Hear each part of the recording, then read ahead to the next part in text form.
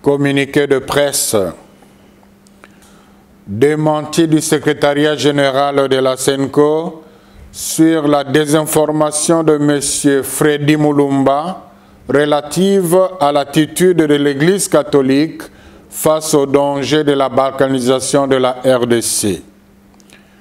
Le secrétariat général de la SENCO a suivi avec indignation les propos du journaliste Freddy Mulumba, analyste politique et ancien DG de la RTNC, dans son interview à Africa Flash, ce jeudi 14 novembre 2024, publié dans YouTube, accusant l'Église catholique de jouer le jeu des étrangers qu'il appelle à d'autres occasions les impérialistes, en demeurant silencieuse face à la menace de la balkanisation de notre pays.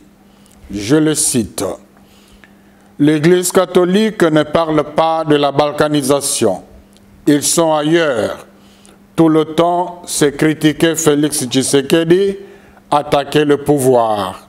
Propos à peine croyables de la part d'un scientifique de son rang, s'il faut considérer son diplôme. Et ce n'est pas la première fois qu'il fait de telles déclarations. Considérant l'audition dont jouit ce journaliste perçu comme un des spécialistes de l'insécurité à l'est du pays, la SENCO ne peut pas laisser les milliers de compatriotes consommer cette désinformation alors que la vérité est à la portée de tout le monde. C'est ce que nous voulons démontrer maintenant.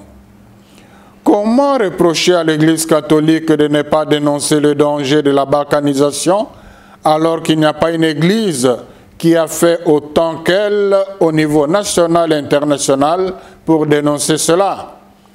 Les preuves sont nombreuses. Nous nous limiterons aux faits les plus significatifs. Tenez, tout Congolais qui a plus de 25 ans ayant une bonne mémoire se souviendra que le 1er août 2012, la SENCO a organisé une marche contre la balkanisation de notre pays. Dans toutes les provinces, beaucoup de compatriotes non catholiques nous ont rejoints dans cette manifestation. Le 19 septembre 2012, en pleine guerre opposant le FARDC et le M23, une délégation de 5 évêques de la SENCO, accompagnée du premier secrétaire général adjoint, a fait le déplacement de Rutshuru, quartier général de la rébellion, avec un message fort de la SENCO, lu dans l'église devant le chef rebelle, M. Sultani Makenga, sous les applaudissements continuels de la population. Message dénonçant les velléités de la balkanisation et invitant les rebelles au dialogue avec le pouvoir. Le 23 juillet 2019, le président sortant de la SENCO, son Excellence Monseigneur Marcel Outembi, accompagné du secrétaire général de la SENCO, a rencontré le président ougandais, M. Yoweri Museveni, en présence du président de la conférence épiscopale ougandaise, entre autres pour l'interpeller sur la présence et les exactions des ADF NALU dans notre pays. Le 11 août 2022, à l'issue d'une visite à l'est de notre pays, le cardinal Fridolin Ambongo a lancé un appel pressant à la conscience nationale face à la tentative de la balkanisation de notre pays en ces termes. Le risque de la balkanisation que nous avons dénoncé devient de plus en plus une réalité. Beaucoup d'autres évêques, dont Monseigneur Uringi, évêque de Bunia, cité dans l'interview susmentionnée, ont souvent aussi dénoncé le danger de la balkanisation dans leur diocèse. Malheureusement, en citant ces derniers, M. Freddy Mulumba fait croire que c'est un cas isolé qui n'est pas suivi par l'Église catholique. Le 9 novembre 2022, les évêques membres de la SENCO ont sorti un message pathétique intitulé « L'heure est grave, le pays est en danger », dans lequel ils dénonçaient, entre autres, l'indifférence de la communauté internationale par rapport aux velléités du Rwanda, cité explicitement comme agresseur, ce qui, selon les évêques, frise une complicité de cette communauté.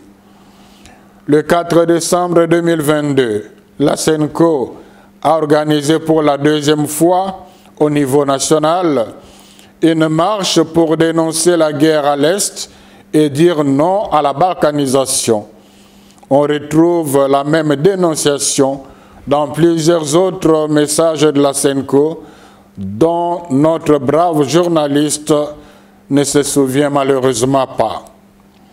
Dans plusieurs messages de la SENCO, les évêques ont conseillé aux gouvernants l'organisation des concertations nationales dans l'unique but de renforcer la cohésion sociale et de créer une forte dynamique nationale au-delà des sensibilités politiques pour faire face ensemble aux défis sécuritaires, appel qui n'a jamais été entendu.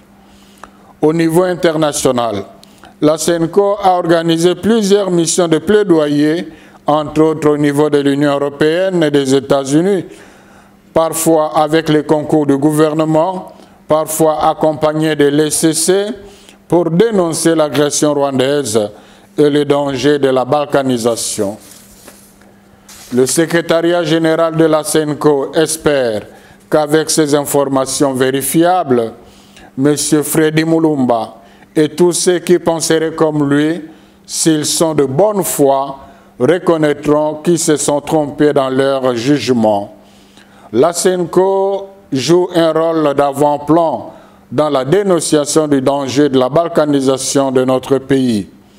Aussi, ce n'est pas juste d'attribuer à la SENCO la vocation d'attaquer le pouvoir, oubliant tout ce que l'Église catholique fait pour améliorer les conditions de vie des Congolais et sa contribution à l'édification de la paix.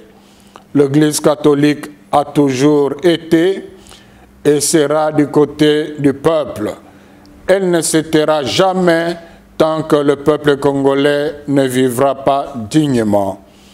Que par l'intercession de la Vierge Marie, Notre-Dame du Congo, Dieu bénisse la RDC, ses dirigeants et son peuple. Je vous remercie.